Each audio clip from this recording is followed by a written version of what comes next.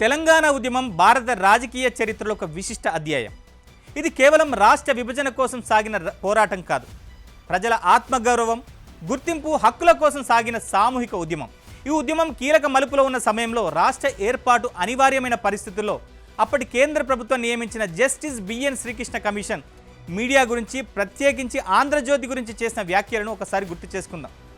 తెలంగాణ ఉద్యమంలో ఆంధ్రజ్యోతి పాజిటివ్ వార్తపై 8వ అధ్యాయంలో అప్పటి యూపీఏ ప్రభుత్వానికి శ్రీకృష్ణ కమిషన్ ఒక నివేదిక ఇచ్చింది.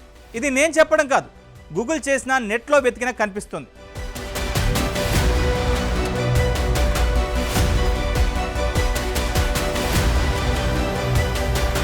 కొన్ని టీవీ ఛానల్స్, ముఖ్యంగా ఏబిఎన్ ఆంధ్రజ్యోతి, తెలంగాణ ఉద్యమాన్ని భావోద్వేగంగా ప్రజల్లోకి తీసుకెళ్లడంలో ప్రధాన పాత్ర పోషిస్తోంది.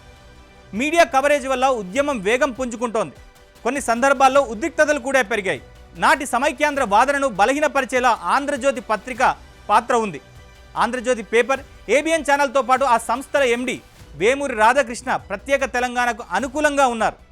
ఏబిఎన్ ఆంధ్రజ్యోతి సంస్థలు తెలంగాణ ఉద్యమానికి బలమైన మద్దతు తెలుపుతున్నాయి, బహిరంగంగా అనుకూలంగా వ్యవహరిస్తున్నాయి.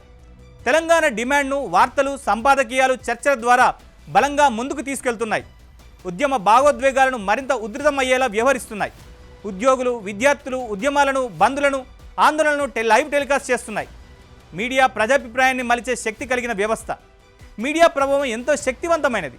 మారుమూల ప్రాంతాల్లో కూడా జరిగిన ఉద్యమ వార్తలను కవర్ చేశాయని పరిశీలించి మరీ చెప్పింది శ్రీకృష్ణ కమిటీ. ప్రజా గొంతుకలుగా ఉన్న మీడియాను నియంత్రిస్తే ఉద్యమ వ్యాప్తి తగ్గుతుంది, భావోద్వేగాలను తగ్గించవచ్చని తన నివేదికలో 8వ చాప్టర్లో స్పష్టంగా చెప్పింది.